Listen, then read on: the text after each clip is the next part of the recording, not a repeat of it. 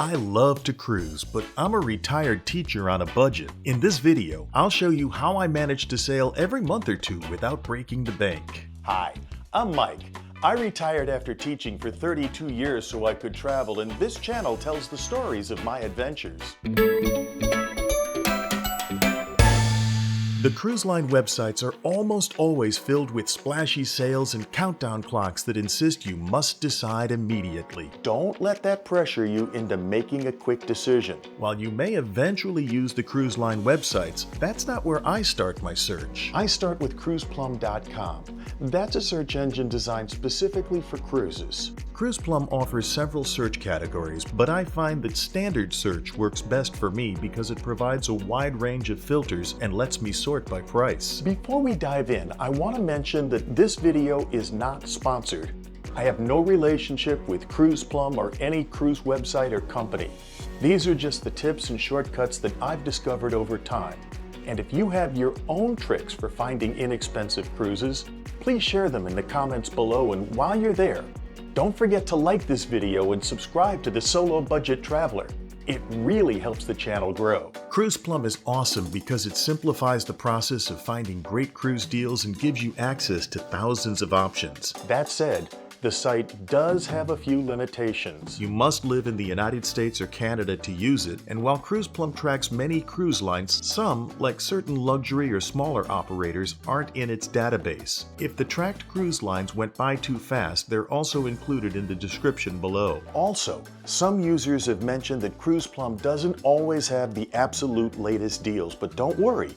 I'll share two other great websites later in this video. When you see the cruise line ads, they all say per person in tiny print after the price. I usually travel solo, and most cruise lines charge what they call a solo supplement, which can range from 0 to 100%. Cruiseplum has a special section for solo cruisers, but I find better deals with the standard search. To keep things simple, I select one row per cruise, which helps me to quickly compare options without getting bogged down in specifics. When you see a number like 1207, that doesn't mean 1207 cruises.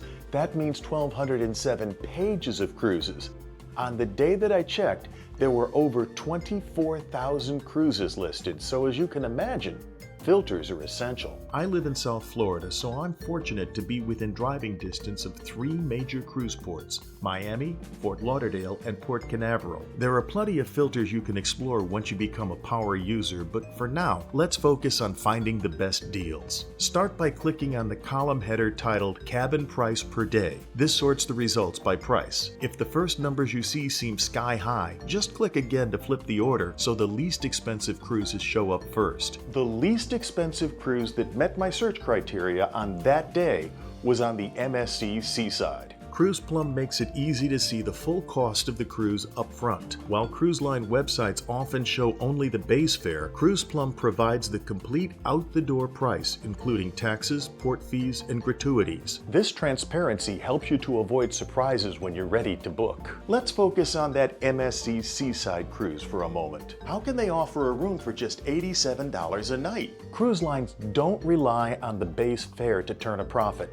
Instead, they make most of their money through add-ons like drink packages, shore excursions, and onboard gambling. Drink packages can be expensive, and prices have been steadily rising. While they may seem to be convenient, some cruise lines appear to be starting to discourage these packages due to concerns about overconsumption and unruly behavior, which can clash with their family-friendly image. Keep in mind that if one person in a cabin buys a drink package, most cruise lines require that everyone over 21 in the same cabin also purchase the same package. This policy can significantly increase the cost, so it's worth considering whether a drink package truly fits your needs before committing. If it's your first cruise and you're unsure, I recommend skipping the drink package. You can always purchase alcohol by the drink, and in most cases, people don't consume enough to make the package worth the cost. Most cruise lines provide complimentary filtered water, along with regular and decaf coffee and standard black or green tea. However, bottled water and specialty coffees companies usually require a drink package. I like to bring a reusable water bottle and refill it at the buffet.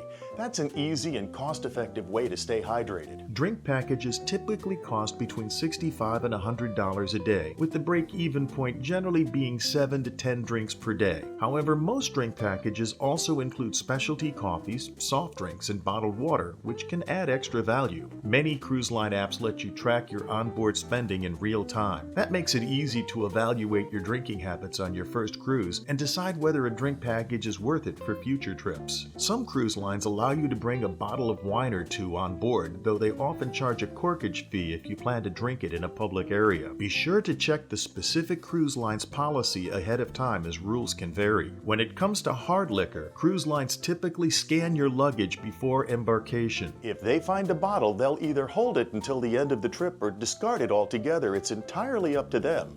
Knowing the policies beforehand can save you from surprises at the port. Excursions can be expensive, and while third-party tours offer competitive prices, I'm hesitant about booking with companies that require transportation far from the port. Cruise ships stick to tight schedules, and they won't wait for late passengers no matter the reason. For peace of mind, I prefer excursions booked directly through the cruise line or those within walking distance of the port. For my upcoming trip to Nassau, I'm planning a visit to the Pirate Museum, which is conveniently just a 4-minute walk from the port. A cruise director once joked, if you're still in port when the ship is sailing away, pull out your phone. The boat looks just beautiful as it sails away. Okay, let's get back to that MSC Seashore cruise. Right now, MSC is offering an inside cabin for $188 plus $96 in taxes and port fees and $64 in tips for a total base price of $348. You can sail for that price, but most people spend at least a little extra on board. For example, I've added Wi-Fi for $79, and parking at the Port of Miami will cost me $88. I'll also probably grab a few sodas or bottled water on board. The last time I sailed, they were about $3.50 each. I'm budgeting $500 for this 4-night trip, or about $125 a day. Keep in mind that while this is a 5-day cruise, you won't have 5 full days on board. On embarkation day, you usually don't get on until afternoon. And on the last day of the cruise, they try to get you out early in the morning, sometime as early as 7:30. Further down on the page, you'll find price trends. While prices occasionally jump at the last minute, they're more likely to drop as cruise lines try to sell the last remaining cabins. Cruise lines have enormous overhead. They need to pay their staff and operate the ship regardless of how many passengers are on board. To put it in perspective, many modern cruise ships cost over $1 billion to build, with Royal Caribbean's Icon of the Seas reportedly costing as much as $2 billion. With these massive investments, cruise lines rely on filling their ships to maximize revenue. So by being flexible, patient, and persistent, I've scored some incredible deals. cruiseplum also provides a map and links to Wikipedia pages for each port of call, making it easy to explore your destinations in advance. Below that, you'll find detailed information about the ship and its amenities. Keep in mind that cruise prices are dynamic and can change at any moment.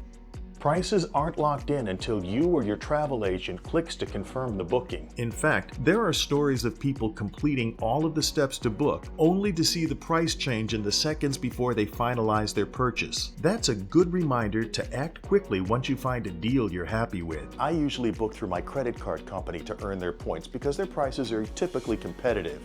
Occasionally, though, the cruise lines will have flash sales that can save you even more. One time I mentioned a great price I found to my travel agent, and he gave me some excellent advice. Don't say goodbye. Just hang up the phone and take the offer because it won't be there very long. He was right. The price jumped up within the hour. As I mentioned, cruiseplum is a fantastic resource, but it does not include every cruise line in its database. That's why it's worth checking other sites like cruises.com and vacations2go.com. Both are traditional travel agencies where you can book directly, unlike cruiseplum, which doesn't offer booking services. Instead, you can use the information you find on cruiseplum to book directly with the cruise line or through a travel agent. Interestingly, as far as anyone can tell, the owners of cruiseplum don't make any money from the site. They describe themselves as a bunch of cruise enthusiasts looking to build the best way to find great voyages at a good price. If I've missed anything or you have updated information to share, or even if you just want to say hi,